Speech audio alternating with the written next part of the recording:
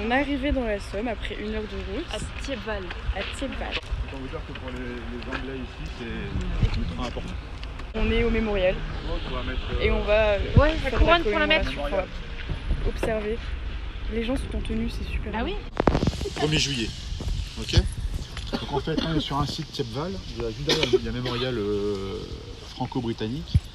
En fait, ici, il y a eu 60 000 morts en une journée. Voilà. Donc pour les Anglais, Australiens, enfin tout le Commonwealth, c'est un lieu ultra important. Et donc c'est pour ça qu'on est là aujourd'hui, pour commémorer avec eux la guerre. Donc vous verrez là, c'est organique. Après on ira où là-bas, c'est les Canadiens. Ouais, et au milieu là-bas, il y a une tour qu'on va voir, c'est aussi les Irlandais. Et après on ira voir, avant d'aller manger, là, les Sud-Africains. Et pourquoi les Sud-Africains et les Australiens? Les colonies. Parce que c'était les colonies anglaises. Ouais. Bravo. Les cours d'histoire qui restent un petit peu. Voilà. Et pour les Français, pour le coup, c'est ici pour y avoir aussi les tirailleurs sénégalais, algériens, tirailleurs tunisiens et marocains, parce que c'était les colonies françaises. Après on est aujourd'hui.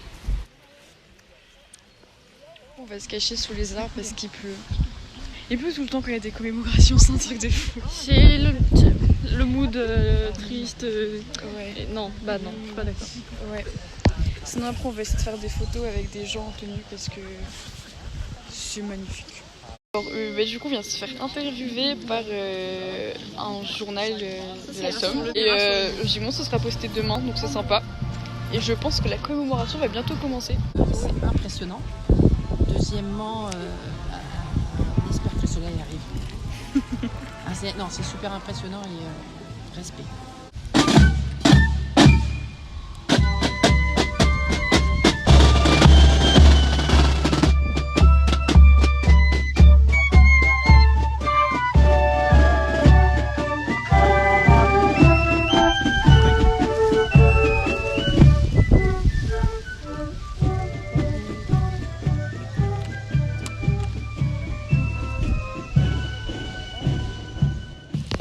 Legion, we welcome you to the service of remembrance here at Thiepval. If we're required to leave the area for whatever reason, you will be directed by the on-site security staff.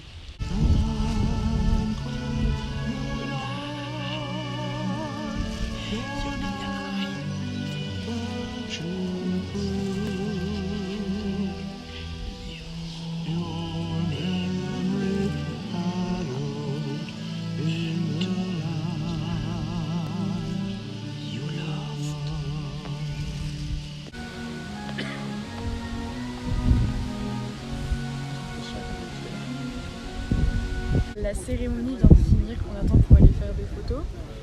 Sinon, elle a duré combien de temps? 1 heure. Elle a duré 1 heure. C'était très impressionnant puisque déjà ils parlaient anglais tout le long. Alors pour comprendre, nous notre anglais c'était un peu galère mais ça allait. On a eu la chance d'aller déposer une Niger, on était la plus grande délégation et c'était assez impressionnant aussi ça parce que c'était protocolaire. C'est devant tout le monde.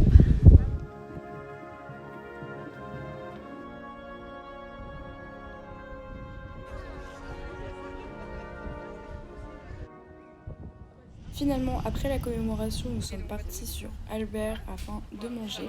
Et ce que j'avais essayé de vous dire, mais que je me suis repris à plein de reprises et que je n'ai jamais réussi, c'est que la Somme est bourrée d'histoire. Il y a des mémorials partout, des statues, des cimetières militaires. Et c'est assez grandiose, si je peux dire. On descend. Ouais. C'est sérieux ça? Non. Aberrant. Pour resituer vite fait, on est dans le trou de mine de Locnacar, si je le prononce bien. Perdu au milieu d'un champ. Oui, je confirme, à la Boiselle. Et en gros, c'est passé le 1er juillet 1916. Et c'est des mines qui ont été placées sous la ligne de front allemande et qui ont explosé à 7h28 pile. Et ça a tout pété.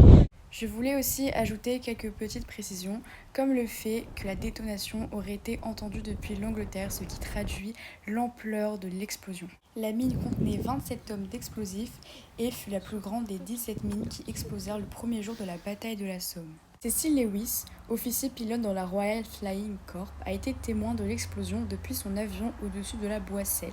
La terre entière s'est soulevée et s'est enflammée. Une colonne énorme et magnifique s'est levée dans le ciel. Il y avait un grondement assourdissant noyant le bruit de toutes les armes. La colonne de terre s'est levée de plus en plus haut, à presque 1220 mètres. Nous nous sommes ensuite rendus sur un mémorial canadien à Beaumont-Hamel, où nous pouvions voir des vestiges des tranchées ainsi que des trous d'obus. Donc tu fais 1 mètre sur 1 mètre, t'as 1000 obus qui sont tombés dedans. Et je suppose qu'il y en a au moins 20% qui n'ont pas explosé. Donc on se retrouve dans les champs dans la Somme, tu prends les champs, t'as comment les obus, les paysans qui ont des obus. Ils ont explosé. Le front a bougé d'1 kilomètre.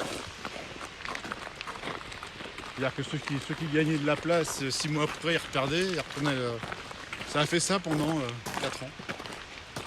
Génial. L'utilité.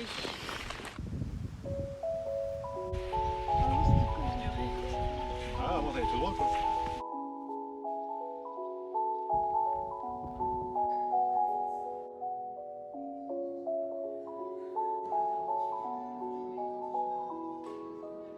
Après une pause bien méritée, nous nous sommes rendus sur le mémorial sud-africain. Donc ce mémorial était vraiment super joli, il était très grand aussi. Et à l'intérieur, il y avait une sorte de musée qu'on a pu visiter.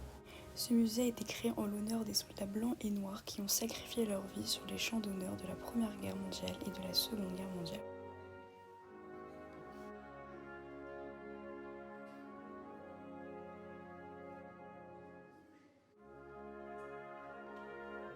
La vidéo touche à sa fin et j'espère qu'elle vous a plu. Donc le but ici c'était vraiment de faire un complément des posts que nous avons postés sur les stagiaires du CJ pour vous montrer un maximum notre journée et vous partager l'importance du devoir de mémoire.